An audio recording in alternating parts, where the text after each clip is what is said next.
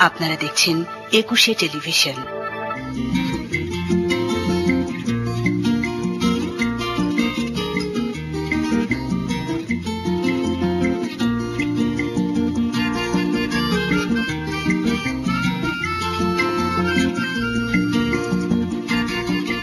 দর্শক সবাইকে শুভেচ্ছা জানিয়ে শুরু করছি সরাসরি সম্প্রচারিত অনুষ্ঠান ২১শে দুপুর। শুভেচ্ছা আপনাদেরকেও যারা দেশের বাইরে বসে ২১শে দুপুর দেখছেন। প্রিয় দর্শক, আজ আমাদের সাথে গল্প স্বল্প পর্বে অতিথি হিসেবে উপস্থিত থাকবেন কুয়ালালামপুর বিডি ভেজিটেবল এক্সপোর্টার্স অ্যাসোসিয়েশনের সভাপতি রফিকুল ইসলাম লিটন। অনুষ্ঠানের পুরো সময় জুড়ে আপনাদের সঙ্গে আছি আমি আরিফা আক্তার নিপা। এবারের আয়োজন এই দিন, এই পর্বে থাকছে বিশেষ দিন ও বিশিষ্ট জনের জন্ম মৃত্যুর শ্রদ্ধাঞ্জলি। হলুদিয়া পাখি সোনারি বরণ, পাখিটি ছাড়িল কে, এরকম অসাধারণ কালজয়ী অনেক গানের স্রষ্টা, বাংলার সঙ্গীতের এক উজ্জ্বল নক্ষত্র, নাম আব্দুল আলিম। বাংলাদেশের ঐতিহ্যবাহী লোকগীতিকে সমৃদ্ধ করতে যারা অবদান রেখেছেন তাদের মধ্যে আব্দুল আলিম অন্যতম। তিনি ছিলেন একজন বিখ্যাত গায়ক। ১৯৩১ সালের ২৭শে জুলাই তিনি পশ্চিম বাংলার মুর্শিদাবাদে জন্মগ্রহণ করেন। ছোটবেলা থেকেই গানের প্রতি তার তীব্র আকর্ষণ ছিল। খুব অল্প বয়সেই তিনি সঙ্গীতের তালিম নিতে শুরু করেন। দরাজ গলার কারণে তিনি অল্প বয়সে খ্যাতি অর্জন করেন। এই গুণী গায়ক পূর্ব পাকিস্তানের প্রথম চলচ্চিত্র মুখ ও মুখোশে নেপথ্য কণ্ঠদান করেন। সঙ্গীত প্রাণ এই সাধক সুরের সাধনায় আত্মমগ্ন ছিলেন সারা জীবন। ১৯৭৪ সালের ৫ই সেপ্টেম্বর তিনি মৃত্যুবরণ করেন।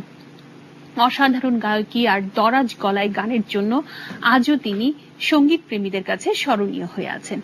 আজ তার জন্মদিন, তার প্রতি আমাদের গভীর শ্রদ্ধা। দর্শক, এবার জানিয়ে দিচ্ছি নাটক, চলচ্চিত্র, চিত্র প্রদর্শনী সহ বিভিন্ন সাংস্কৃতিক অনুষ্ঠানের খবরাখবর। ধানমন্ডিস্থ গ্যালারি 21-এ চলছে বাংলাদেশের প্রথম প্রধানমন্ত্রী তাজউদ্দিন আহমেদের উপর আলোকচিত্র প্রদর্শনী। প্রদর্শনী হল প্রতিদিন বেলা ১২টা থেকে রাত ৮টা পর্যন্ত সবার জন্য উন্মুক্ত। প্রদর্শনী চলবে আগামী ৮ই আগস্ট পর্যন্ত। গুলশানস্থ বেঙ্গল আর্ট লাউন্সে চলছে আন্ডার প্রেসার শিরোনামে ২৬ জন শিল্পীর ছাপচিত্র প্রদর্শনী। প্রদর্শনী হল প্রতিদিন বেলা ১০টা থেকে রাত ৮টা পর্যন্ত সবার জন্য উন্মুক্ত। প্রদর্শনী চলবে আগামী ১০ই আগস্ট পর্যন্ত। জীবন এবং জীবিকা মানুষকে সারাক্ষণ ব্যস্ত রাখে। দিন রাত কাজের পেছনে ছুটছি আমরা। দর্শক, এই ছোটাছুটির মাঝে মনটাকে একটু আনন্দ দেবার জন্য কিছু সময় বের করুন এবং প্রিয় মানুষদের নিয়ে ঘুরে আসুন সংস্কৃতি অঙ্গন থেকে। এবার আমন্ত্রিত অতিথির সাথে গল্প স্বল্প। এই মুহূর্তে আমাদের স্টুডিওতে উপস্থিত আছেন কুয়ালালামপুর বিডি ভেজিটেবল এক্সপোর্টার্স অ্যাসোসিয়েশনের সভাপতি রফিকুল ইসলাম লিটন। আসুন কথা বলি আমাদের আজকের অতিথির সাথে। স্বাগত ২১শে দুপুরে। আপনাকে শুভেচ্ছা। জি, চলছে রমজান মাস। আমরা জানি যে রমজান মাসের এমনি বিভিন্ন সবজির চাহিদা ঊর্ধ্বমুখী থাকে। তার মধ্যে ৩টা সবজির কথা আমরা বলতেই পারি, সেটা হচ্ছে বেগুন, শসা এবং মরিচ, যেটা চাহিদা থাকে অনেক বেশি এবং দাম থাকে ঊর্ধ্বমুখী। এবং এক্ষেত্রে রপ্তানির ক্ষেত্রেও নিষেধাজ্ঞা জারি হয়েছে। সেক্ষেত্রে সবজি রপ্তানির ক্ষেত্রে এই বিষয়টি কতটুকু প্রতিবন্ধকতা সৃষ্টি করছে? এখানে আমাদের কাঁচামরিচ, যেটা আমাদের বিদেশের বাজারে প্রচুর পরিমাণে সেল হয়, বিশেষ করে এই সময়টাই। তো কাঁচামরিচ আমাদের বাণিজ্য মন্ত্রণালয়ের থেকে এটা এক্সপোর্ট নিষিদ্ধ করেছেন। কাঁচামরিচ, বেগুন, শসা, সেক্ষেত্রে আমরা বিদেশে বাজারে এই ১ মাসের জন্য আমরা বাজার হারিয়েছি। এবং ওখানে আমাদের যারা আমাদের বায়ার, তাদের একটু এই বাংলাদেশি পণ্যর কাঁচামরিচের থেকে তারাও একটু বাজারে ক্ষতিগ্রস্ত হয়েছেন। বাজার হারানোর কি কোনো সম্ভাবনা রয়েছে এক্ষেত্রে? এক্ষেত্রে আসলে কাঁচামরিচের বেশি চলে বিদেশের বাজারে, অন্যান্য সবজিও চলে, যেমন পটল, কাঁকরোল, লতি, কাঁচামরিচ, বেগুন, শসা, সব ধরনের ভেজিটেবলই বিদেশে আমরা এক্সপোর্ট করে থাকি। তো এখানে বাজারটা আমরা আবার হয়তো রমজানের পরে আমাদের সরকারি যখন নিষেধাজ্ঞা উঠানো হবে, তখন আমরা আবার ভালোভাবে এটা এক্সপোর্ট করতে সক্ষম হব এবং বিদেশি বাজারটাকে আবার ঠিক করতে সম্ভব হবে, সমস্যা হবে। সেক্ষেত্রে এরকম তো ব্যবস্থা আছে যে কাঁচামরিচের কথা যেটা, সেটা সংরক্ষণের ক্ষেত্রে সংরক্ষণ করে যদি রাখা হয়, সেক্ষেত্রে নিশ্চয়ই এই যখন চাহিদা বেশি থাকে সে সময় নিশ্চয়ই এর সেরকম অভাব দেখা যাবে না। সেক্ষেত্রে সরকারের তরফ থেকে কতটুকু সহায়তা পাচ্ছেন? এক্ষেত্রে আমি মনে করি বাংলাদেশ সরকারের অনেক ভূমিকা আছে।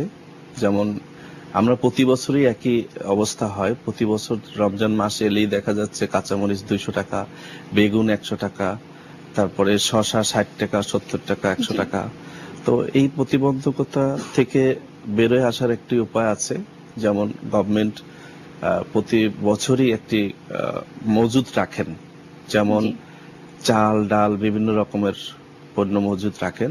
সেক্ষেত্রে সরকার যদি ইচ্ছা করেন বড় ধরনের একটি কোল্ড স্টোরেজ করে, যার মধ্যে আমরা 1 মাসের মজুদ আমরা যদি রেখে দিতে পারি, আমরা যেমন কাঁচামরিচ আমরা এবছর বিদেশে এক্সপোর্ট করেছি, কেজি 12 টাকা 14 টাকা করে কেজি আমাদের কিনেছি আমরা। আমাদের জি। বিশেষ করে আমাদের যে মাঠে ফসল ফলিয়েছি সেখান থেকে আমাদের 12 টাকা কেজি, তখনও বাজারে হয়তো 20 টাকা কেজি মানে খুচরা জি, জি, জি। হিসাবে বিক্রি হয়েছে।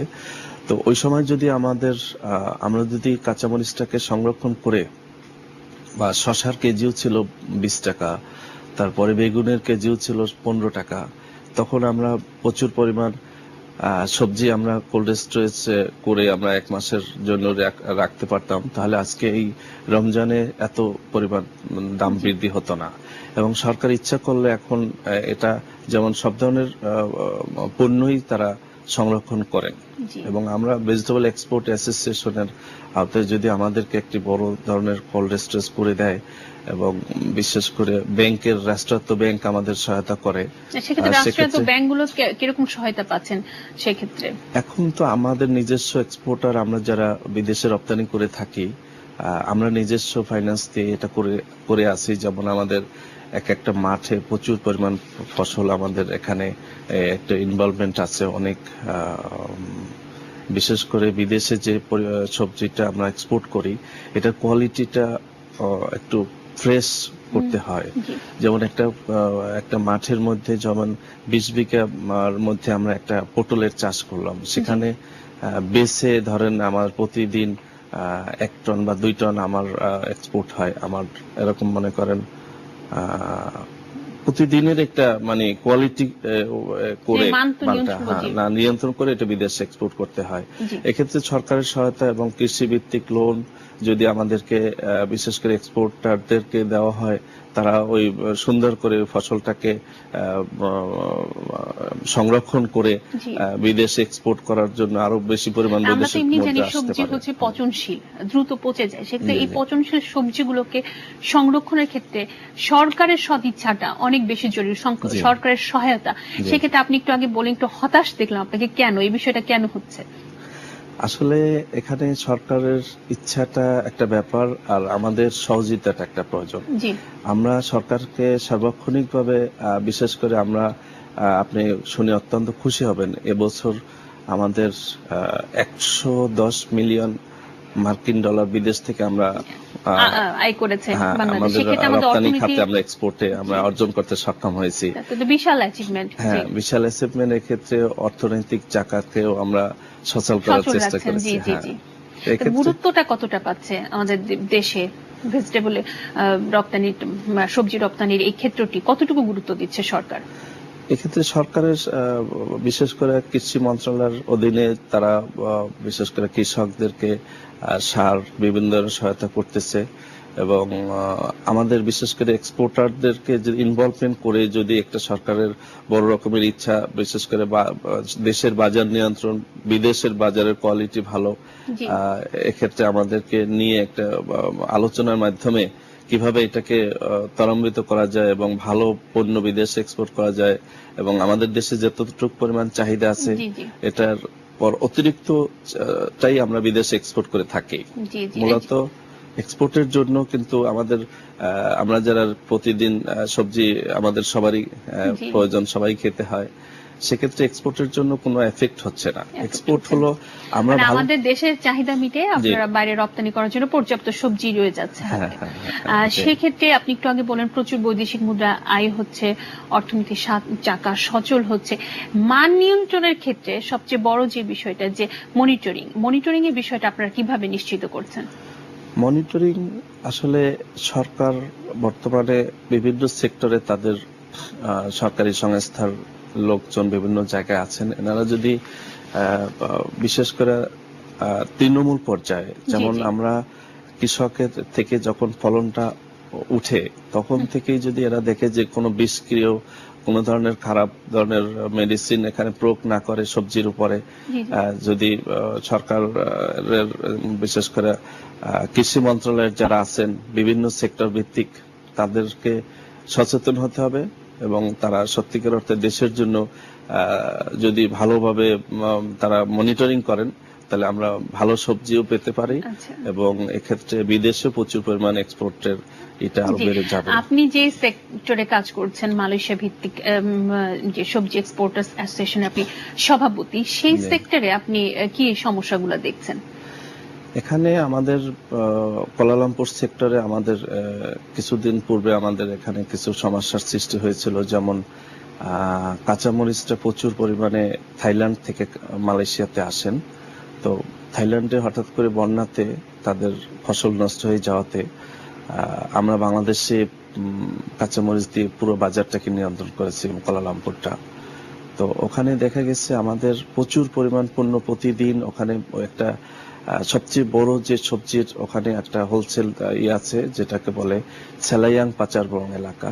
জি, তো জি। ওখানে আমাদের কিছু জাতিগত কিছু যেমন ইন্ডিয়ান তামিলদের একটা ওরা কুয়ালালামপুরে আমাদের এই সবজিটার বেশি পরিমাণ আসাতে আমাদের উপর একটা প্রতিবন্ধকতা সৃষ্টি করেছিলেন, যেটা আমরা কিছুটা সমাধান হয়েছেন এবং কিছু এখনো সমস্যা রয়ে গেছেন। সেক্ষেত্রে এমবাসি, বাংলাদেশ এমবাসি আপনাদের কি ধরনের সহায়তা দিচ্ছে? বাণিজ্য মন্ত্রণালয়, আমরা যে কমার্স সেক্টরটা, একটা এক ব্যক্তি থাকেন যিনি সবকিছু মনিটরিং করেন, সে কিভাবে করছে, আপনাকে সহায়তা করছে? আমরা এখানে মেইন সমস্যাটা যেটা ছিল সেটা হলো আমাদের সবজির প্রতি কেজিতে তাদেরকে একটা ওখানে চাঁদা দাবি করেছিলেন আমাদের কাছে। তো আমরা দেখেছি যে আমাদের বাংলাদেশের 777 ফ্লাইটে একদিন এক্সপোর্ট হয়েছেন 48 টন সবজি। আপনি এটা কিন্তু বিশেষ ব্যাপার, 48 টন সবজি এক্সপোর্ট হওয়া একটা বিমানে, এটা বাংলাদেশের জন্য অত্যন্ত মঙ্গলময়। জি, অবশ্যই একটা বিশাল সেখানে ওই সবজিটা ওখানে যাওয়ার পরে ওরা প্রচুর পরিমাণে একই টাইমে অনেক গাড়ি ওখানে মানে আনলোড হচ্ছিল সবজিগুলা, তখন ওখানকার তামিলরা তারা আমাদের সমস্ত গাড়িগুলা আটকিয়ে দিয়েছিল মালটা যাতে বিক্রি না করতে পারি। পরে আমরা ওদেরকে বসে একটা সিদ্ধান্ত নিয়েছি এবং হাইকমিশনে আমি দেখা করেছি। হাইকমিশনের যিনি আছেন উনি আমাদেরকে যথেষ্ট হেল্প করার চেষ্টা করেছেন। উনি বলেছেন যে আমরা এখানে হোম মিনিস্টারি, বাণিজ্য মন্ত্রণালয় আমরা জানিয়ে দেব যে আমাদের একটা সমস্যার সৃষ্টি হচ্ছে।